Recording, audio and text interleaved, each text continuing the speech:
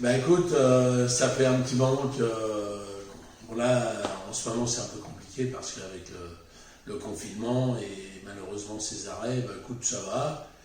Ça égal à moi-même, quoi. J'ai toujours mes clubs qui marchent bien, je suis assez content. J'ai dans mon escarcelle deux petits champions là, qui vont fleurir et je suis assez content de pouvoir encore leur expliquer un petit peu mon petit savoir pour arriver à en faire de grands champions. J'espère pouvoir aller au Glory ou des choses comme ça. Et par la suite, quoi, j'ai un jeune champion qui est très très bien. Bah, ce qui a beaucoup changé, c'est les mentalités de notre jeunesse, quoi. Aujourd'hui, aujourd'hui, on est moins fidèle, qu'on l'a été nous, notre génération. Par exemple, moi, je vois toujours mes pères, c'est-à-dire ceux qui m'ont appris quelque chose. Dans ma jeunesse, j'ai eu Michel Su, qui aujourd'hui plus de 70 ans, Dominique Valera, qui a eu plus de 70 ans, Daniel Renson, qui est mort, malheureusement, Monsieur Torel, qui est décédé. Et il y avait affiliation entre nous et nos pères. Maintenant, c'est vrai que ça a beaucoup changé. Maintenant, un entraîneur de boxe, on peut le jeter comme un Kleenex, quoi. S'il a une meilleure proposition ailleurs, il ira. Oui, j'ai un jeune garçon là qui est très très fort qui s'appelle Laoussine Diad, qui est un jeune Marocain de français qui est né en France et qui est un garçon que j'ai depuis l'âge de 5 ans, 7 ans exactement, et qui a tout gagné chez les enfants. Bon, chez les enfants, quand on est technique, on y arrive. Et puis là, qui arrive sur le marché bientôt seniors, puisque là, il était junior encore cette année, il a tout gagné. Malheureusement, il n'a pas fait le championnat de France à cause du Covid, mais sinon, je pense il aurait pu gagner ce tournoi, on ne le saura pas. Et puis l'année prochaine, je vais vraiment l'emmener, j'espère l'emmener le plus haut possible. C'est vraiment une bonne personne, une belle famille, des gens gentils, voilà, voilà, c'est d'homme à homme, et voilà. Et j'espère, là je vais trouver un superbe sponsor pour les années qui viennent, donc je suis très content, et voilà, j'espère.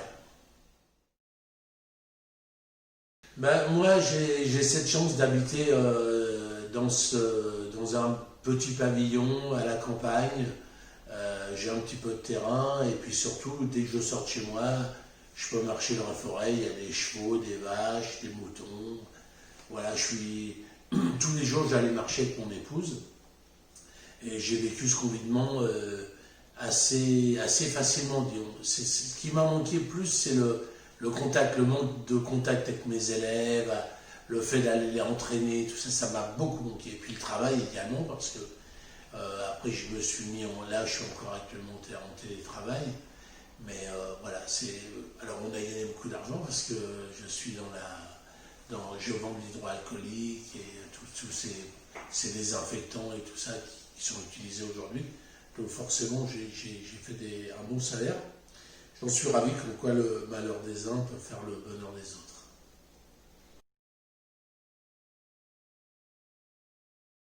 Moi, je pense que c'est la chance. Et puis les femmes de cette époque, puisque ma femme a bientôt 60 ans, je pense que les femmes de cette époque sont des vraies femmes. Alors, entre guillemets, on va dire, ouais, encore un macho. Alors oui, je confirme, je suis un grand macho, mais les machos, ce sont ceux qui vénèrent le plus leur femme. C'est-à-dire que moi, ma femme, elle manque de rien, je l'aime comme au premier jour. C'est-à-dire que demain, on me dit, est-ce que tu refais tout pareil? Je refais tout pareil, mis à part mon service militaire, et ma jeunesse changerait peut-être deux, trois choses. Mais sinon, je fais tout pareil parce que j'ai... Mais alors on va dire c'est de la chance. On me reproche ça souvent, enfin on me dit souvent, ouais, t'as des garçons, ils sont bien élevés, t'as de la chance. Non, c'est pas de la chance, c'est de l'éducation. Voilà, quand t'es bien éduqué, moi j'ai essayé de transmettre, en plus, moi l'éducation, je l'ai appris par moi-même. Bon, ma petite mère qui essayait de faire de son mieux, mais surtout par moi-même. Et c'est ce qui fait que voilà, ça a été facile entre ma femme et moi d'éduquer deux beaux garçons avec qui on est très très proches, mes belles-filles aujourd'hui, mes petits-enfants. C'est beaucoup d'amour. Je souhaite ça à beaucoup de gens. Parce que réussir sa vie professionnelle, c'est bien, et réussir sa vie de famille, c'est bien aussi. Ben, si tu veux, moi je trouve qu'aujourd'hui, oui, il y a une évolution qui n'est pas très bonne. Nous, à notre époque, dans ma classe, il y avait un Portugais, un Italien, un Espagnol, un Marocain, un Algérien, un Tunisien, et voire deux ou trois Juifs, et on jouait au foot tous ensemble. Il n'y avait même pas, tiens, t'as une croix, ah bah t'as la croix de David, ah bah t'as la croix du Christ. Il n'y avait pas tout ça, on ne s'interpellait pas, on était des enfants, on jouait ensemble. Et je trouve qu'avec l'évolution et tout ça, forcément, quand tu es blanc comme moi, et que tu vois, ce film m'a marqué, mais vraiment, j'en pleure à chaque fois que je le vois, c'est La Liste de Schindler, où vraiment, quand il fait, le pire pour moi, c'est quand il lui dit, faut arroser le train. Et l'autre, il lui dit, le SS, il lui dit, mais pourquoi? Il dit, arroser ses chiens. Et en fait, tout ce peuple juif sont en train de boire l'eau qui passe à travers le toit, comme ça. Je deviens fou quand je vois ça, ça m'a... Mais pareil sur les Noirs, sur l'esclavagisme, tout ça, quand tu vois un film comme La Zone Verte ou autre chose, t'as un peu t'as honte, quoi. Tu te dis, moi je suis blanc, mais comment on peut faire ça? C'est se fouetter des gens comme ça, les femmes violées. Et ça, c'est un vrai fait. Donc si tu veux, le problème, c'est qu'aujourd'hui, dans notre société, on a des policiers, on a des Noirs, des Arabes. Heureusement, d'ailleurs, on a un peu plus de Noirs et d'Arabes dans la police, heureusement. Et quelquefois, il y en a qui sont au Front National, qui votent Front National, qui sont au Front National, qui ont envie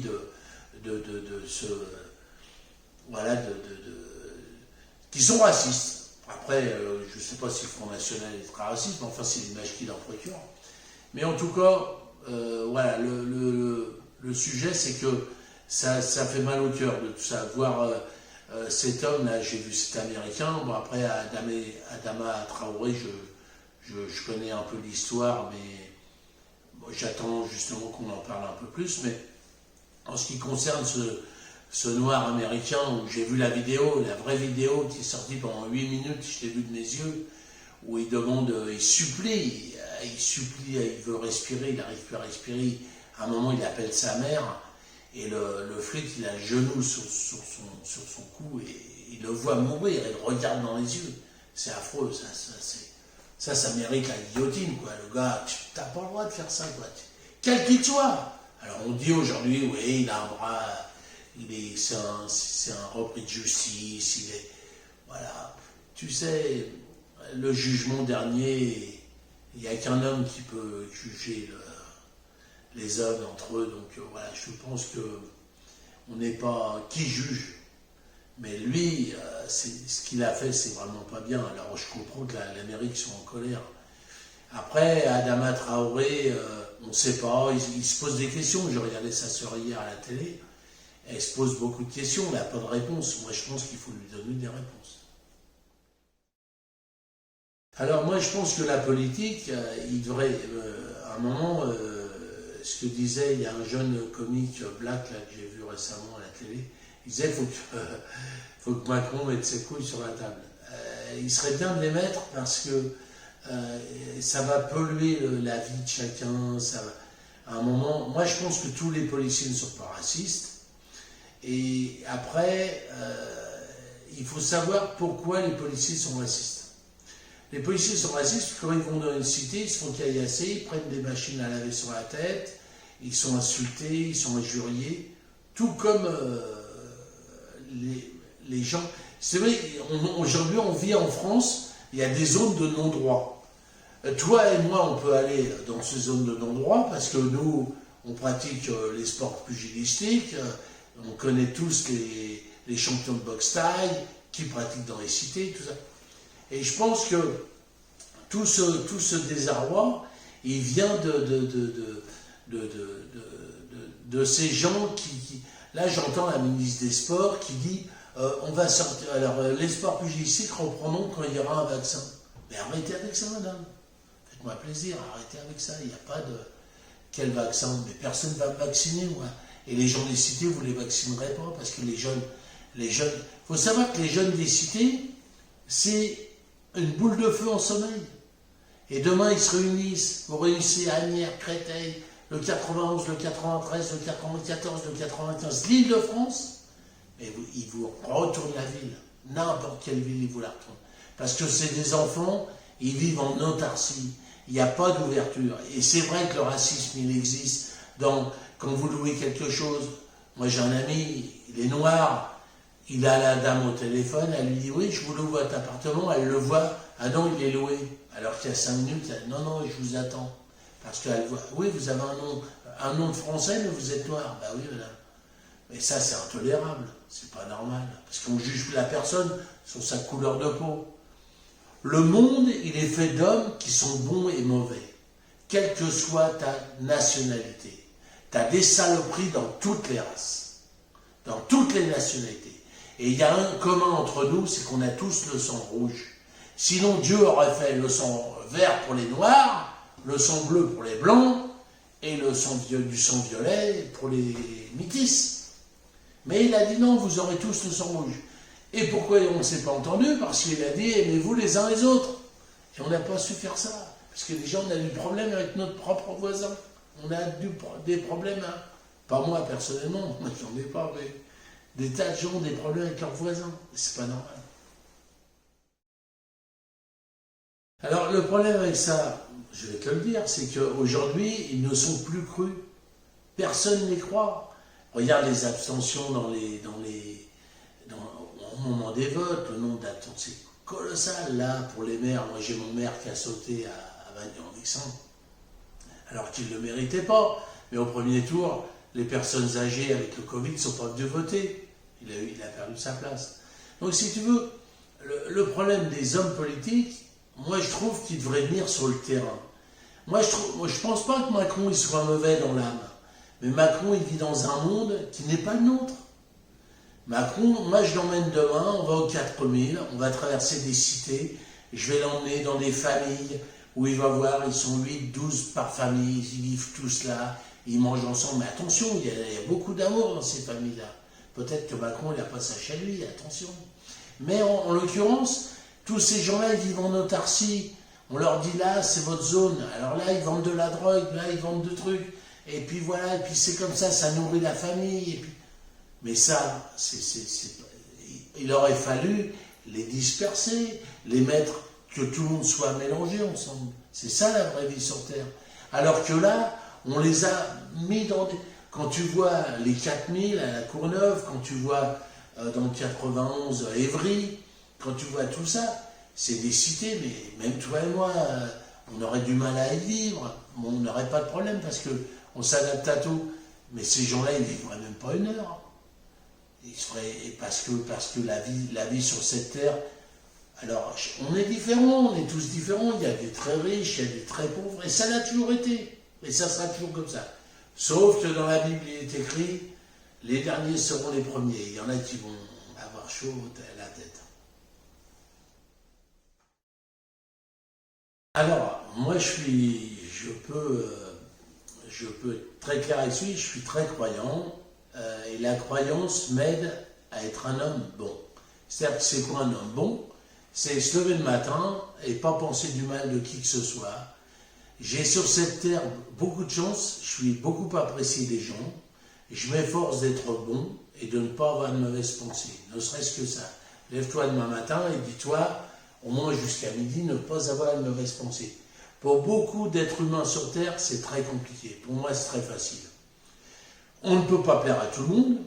Jésus, qui était très bon, qui rendait la vue, la voix, et j'en passe, qui ressuscitait les morts, ils l'ont crucifié. Tu penses bien que toi ou moi, on ne vaut pas cher sur cette terre. Mais, quand tu te comportes bien, ta vie est plus facile. Et moi, je pense qu'à croire en quelque chose, les musulmans, que tu sois musulman, catholique, juif, la croyance juive ou quoi, peu importe. L'important, c'est d'avoir une croyance et de t'efforcer à bien te comporter. C'est ça le plus important. Et le problème que tout ça, c'est comme, regarde toutes ces affaires avec l'assassinat de Charlie Hebdo. Tu dis, alors c'est triste, ils ne méritaient pas la mort, attention, je ne dis pas ça, hein, loin s'en faut. Mais ils ont offensé combien de millions de musulmans quand ils dessinent Mahomet avec une bombe sur la tête. On n'a pas besoin de ça. Et moi, je suis blessé, pareil, quand je vois Sœur Teresa, parce que je ne lis pas ces journaux-là parce que ça me fait trop mal au cœur. Mais un jour, je suis chez un médecin et j'ouvre, il y avait un harakiri, je regarde comme ça, et je vois Sœur Teresa, j'arrive au ciel et je fais des fellations. Quel bonheur. Cette femme, elle a tellement fait sur terre, respectez-la. Donc si chacun essayait de se comporter comme il faut, s'occuper de ses affaires plutôt que ce qui se passe chez le voisin, la vision de l'autre, et lui les riches, et lui les pauvres, et lui... On s'en fout. L'important, c'est de bien te comporter, essayer d'avoir de la compassion pour les gens qui n'ont rien. Ça, c'est très important. Et puis, les gens qui ont beaucoup, quand tu as la chance de en connaître comme moi, bah, leur expliquer que, voilà, les gars, soyez respectueux, donnez, essayez de donner un peu de votre argent. Là, je vois que, comme Michael Jordan, il avait 100 millions de dollars pour la communauté noire. C'est magnifique, ben, il peut le faire, c'est bien. Il y en a plein, Neymar, dans le foot, Félix, je ne sais combien d'enfants au Brésil, c'est magnifique. Comme le faisait Sénat. Moi, je serais très riche, je donnerais beaucoup aux autres. Malheureusement, je ne suis pas pauvre, hein. Je mange tous les jours et j'ai une belle vie grâce à Dieu. Mais si on avait un peu plus d'amour entre nous, je pense que c'est mieux. Ben moi, je vais dire, il y a, mis à part l'Église et les hommes d'Église, il y a 4 personnes qui ont beaucoup compté pour moi. Il y a tout d'abord, dans mon enfance, Michel Su. C'est un Asiatique, un Chinois qui nous donnait des cours à Conflans-Tonnery dans le karaté et qui avait déjà la sagesse de Bruce Lee, donc voulait devenir Bruce Lee. Et prendre des cours avec un Chinois quand tu veux devenir Bruce Lee, c'est remarquable. Sauf que tu t'aperçois vite que Bruce Lee, c'est compliqué d'être Bruce Lee. Donc, mais cette personne elle a beaucoup compté pour moi parce qu'il m'aiguillait sans m'aiguiller. C'est-à-dire qu'il n'allait jamais à contresens de ma pensée d'un enfant de 12 ans. Mais quand je vois aujourd'hui ce qu'il nous faisait, il nous mettait des coups de Shanghai sur la tête, ça nous cloquait la tête, des fois le sang coulait. Enfin, aujourd'hui on ne peut plus faire ça, enseigner comme ça, c'est plus possible. Mais cette méthode a été remarquable. Le silence, il exigeait le silence, c'était magnifique. Ensuite, il y a eu un homme qui s'appelle Roger Tourelle, qui était un professeur de boxe, mais qui était à mes yeux beaucoup plus que ça. Il a été comme un second père. C'est l'homme qui a fait Khalid Reilou, Fawzi Atab à l'époque, enfin, tous ces champions-là. Et il avait une sagesse aussi d'esprit. C'est-à-dire quand tu partais du cours, il disait toujours une petite phrase où il fallait bien le comporter. Et d'ailleurs, Khalid Reilou, mon ami champion du monde, je me rappelle un jour j'étais chez lui et il y a Darty qui livre et comment il livrait une machine à laver. Et parce qu'il avait appris dans la semaine, Mme Torel lui avait dit comme ça, par inadvertance, à Khalid, ma machine à laver tombe en panne, ou un frigo, je crois que c'était un frigo. Et lui, hop, il a été chez Darty, il a acheté un frigo à livrer. Et donc on lui a dit, mais je n'ai pas commandé de frigo. Il a dit, non, mais c'est payé, c'est M. Railou. J'ai trouvé cette démarche, un grand homme, quoi. Mais c'était Khalid. Khalid Railou, c'est pour moi un petit frère, parce qu'il est plus jeune que moi, mais c'est quelqu'un que j'aime beaucoup. Et puis il y a eu mon ami, Daniel Renesson. Alors lui, c'était plutôt mon grand frère. Celui qui m'a appris à enseigner, celui qui m'a conseillé, celui qui m'a... c'est avec qui j'ai fait la fête, des fêtes que je ne referai pas aujourd'hui, malheureusement. Je pense très souvent à lui, très très souvent à lui. Et puis le quatrième, bah, c'est pour le sport et pour l'amitié qu'on a aujourd'hui, c'est Dominique Valera, parce que il m'a fait devenir champion. Daniel, il m'a appris à enseigner, il m'a appris à être souriant, à aimer les gens. Et Dominique, lui, il m'a appris à être un guerrier, un vrai guerrier et un champion. Et je remercierai jamais assez ces hommes, parce que moi, j'avais pas de père. Avec mon père, c'était très compliqué, puisque il a fait la guerre d'Algérie, il voulait pas me voir avec les Arabes, tout ça. Mais moi qui étais sportif, c'était compliqué, enfin bien avant de faire du sport. Mon meilleur copain, il s'appelait Mohamed, c'était un Algérien, et quand mon père il me voyait avec lui, il me brossait, il me mettait une autre trompe, il ne voulait pas me voir avec eux. Après, je ne lui en veux pas, sur le fond, voilà, c'est un homme qui a fait la guerre. Moi, j'ai pas fait la guerre, moi j'ai des potes algériens, tunisiens, marocains, qui sont des gens trop bien, et je connais aussi des belles saloperies qu'on pourrait ne pas aimer. Donc voilà, l'important c'est ça, c'est dans la vie d'un homme, dans la vie d'un jeune, il faut savoir saisir les mains qu'on vous tend. Après, j'ai essayé d'entendre à d'autres, j'ai plutôt bien réussi à certains. Après, il y en a qui ne sont pas acceptés, vous ne ferez jamais l'unanimité, malheureusement, mais l'important, c'est de faire ce que les hommes ont fait, de donner sans attendre de retour, et puis être en paix avec soi-même. Moi, je leur dirais qu'un seul mot, c'est aimez-vous les uns les autres. Et ça, c'est très compliqué parce que moi, c'est l'envie que j'ai, mais malheureusement, pourquoi il y a ces guerres sur Terre? Pourquoi? Parce que voilà, c'était écrit comme ça, et déjà quand ils étaient 3-4 sur Terre, ils n'arrivaient déjà pas à s'entendre. À vous penser au nombre qu'on est aujourd'hui. Et voilà, je souhaite sincèrement que tout ça s'arrête, toutes ces polémiques, que Macron qui est jeune, et c'est un jeune, je ne trouve pas mauvais dans son âme, je trouve pas qu'il est mauvais, mais qu'il mette encore plus d'humanité. Là, on l'a vu taper sur les infirmières, puis après les glorifier. C'est compliqué tout ça. Ces femmes, elles ont donné de leur temps. Alors c'est leur métier, on va dire, ouais, c'est leur métier. Oui, c'est leur métier. Elles étaient là, H24, elles ont soigné des gens. Moi, si je vais à l'hôpital, grâce à Dieu, j'ai une bonne santé, mais quand je vais à l'hôpital, j'aime bien être pris en soin et qu'on s'occupe de moi. J'ai toujours été bien reçu. Et voilà, j'ai eu un seul mot, aimez-vous les uns les autres.